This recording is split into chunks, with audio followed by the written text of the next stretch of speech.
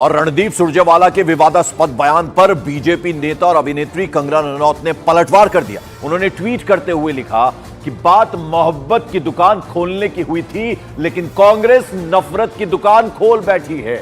महिलाओं के प्रति गिरी हुई सोच रखने वाले कांग्रेस के नेता अवश्यंभावी हार की हताशा और कुंठा में अपने चरित्र का दिन ब दिन पतन कर रहे हैं। यह एक्सपोज पर लिखा है कंगना रनौत ने। बीजेपी नेता है, हिमाचल के मंडी से उम्मीदवार है। इस बीच बीजेपी प्रवक्ता शहजाद पूनावाला ने रणदीप सिंह सुरजेवाला के बयान पर करारा पलटवार किया। सुनिए जरा शहजाद पूनावाला ने क्या कहा। तो आपको बता दें कि यह पलटवार किया गया है शहजाद पूनावाला की तरफ से। जिस तरह से रणदीप सुरजेवाला ने बयान दिया है, पहले कंगना रनौत ने, उसके बाद शहजाद पूनावाला ने भी रणदीप सिंह सुरजेवाला पर जोरदार प्रहार किया है, हमला किया है। और पहले कंगना रनौत ने जिस तरह का विवादास्पद बयान दिया, अब शहजाद पूनावाला ने भी उन पर बयान दिया है। नारी शक्ति का अपमान, यही कांग्रेस पार्टी की पहचान। और अब एक नहीं, दो नहीं, कई कांग्रेस के नेता हैं जो बार बार महिला शक्ति, नारी शक्ति का अपमान कर रहे हैं।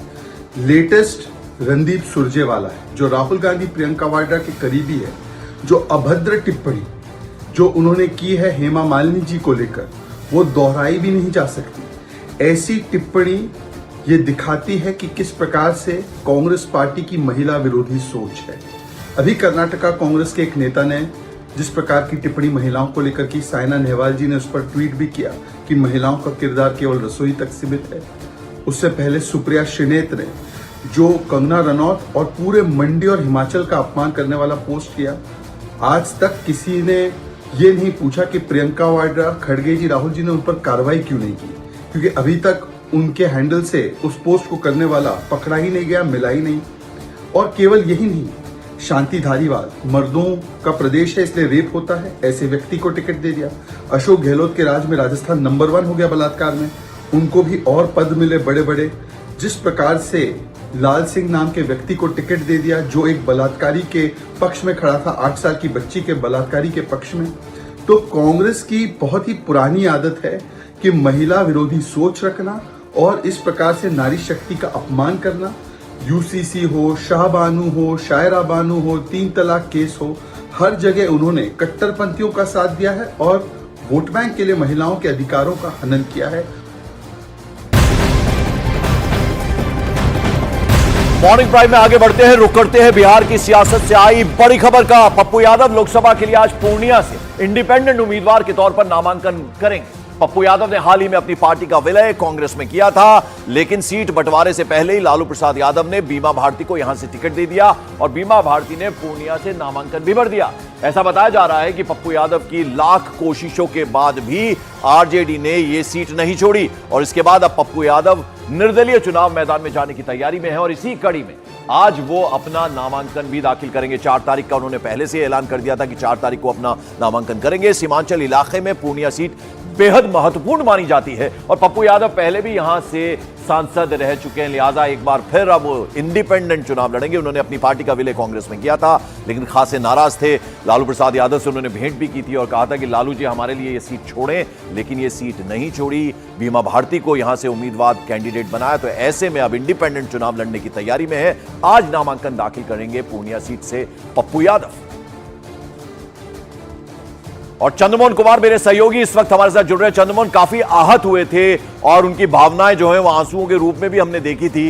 वो ये कह रहे थे कि जान दे दूंगा लेकिन पूर्णिया नहीं छोड़ूंगा और 4 तारीख का ऐलान भी कर दिया था। आज 4 तारीख के नामांकन करने वाले हैं इंडिपेंडेंट के तौर पर। अब बिल्कुल, और पप्पू यादव ने साफ तौर पर यह भी कहा था कि पूर्णिया वो किसी भी हालत में नहीं छोड़ने वाले हैं और हम अभी उन्हीं के घर के ठीक बाहर मौजूद हैं, जहां पर 11 बजे से यहां से निकलेंगे पप्पू यादव और कलेक्ट्रेट पहुंचेंगे, फिर वो नामांकन दाखिल करेंगे। एक तस्वीर आपको दिखाने की कोशिश करेंगे कि पप्पू यादव के घर के सामने कांग्रेस का जो बैनर और पोस्टर है अब तक नहीं हटा है और न ही कांग्रेस के किसी बड़े नेता का यह कॉल आया है कि पप्पू यादव यहां से चुनाव नहीं लड़े, क्योंकि उनका बिहार में आरजेडी के साथ गठबंधन है। तो साफ तौर पर समझा जा सकता है कि कहीं ना कहीं कांग्रेस का मौन समर्थन भी है और यही वजह है कि पप्पू यादव के घर के बाहर ये जो बड़े बड़े होर्डिंग और पोस्टर लगे हैं, ये साफ तौर पर दिखा रहे हैं कि पप्पू यादव अभी भी कांग्रेस में हैं। भले ही कांग्रेस से टिकट नहीं मिल पाया, लेकिन उनकी तैयारी कहीं ना कहीं पूर्णिया से है। और इससे पहले 3 बार इसी पूर्णिया से पप्पू यादव सांसद रह चुके हैं, जिसमें 2 बार वो निर्दलीय चुनाव लड़े हैं। और उनके कार्यकर्ता, एक तस्वीर आपको दिखाने की कोशिश करेंगे, घर के बाहर लोग धीरे धीरे इकट्ठा होना शुरू हो चुके हैं।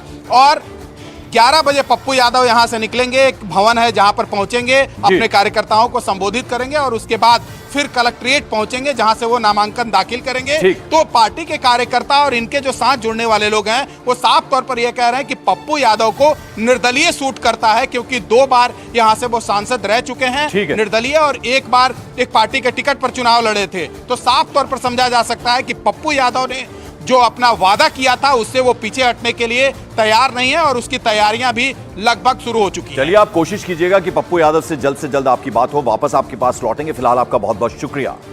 और मॉर्निंग प्राइम में अब जरा उत्तर प्रदेश का रुख करते हैं, समाजवादी पार्टी की बात करते हैं। समाजवादी पार्टी में किस तरह से नया गृह कलेश जो है वो मचा हुआ है। सूत्रों के हवाले से खबर यह है कि मेरठ सीट के बाद बागपत में भी समाजवादी पार्टी ने अपना कैंडिडेट बदल दिया है। बताया जा रहा है कि समाजवादी पार्टी ने इस सीट पर पहले जाट कार्ड खेला था, लेकिन नामांकन खत्म होने में सिर्फ 1 दिन बाकी रहने से पहले अब अमरपाल शर्मा के नाम की घोषणा हो सकती है। ऐसा माना जा रहा है कि समाजवादी पार्टी बागपत में ब्राह्मण कार्ड खेल सकती है।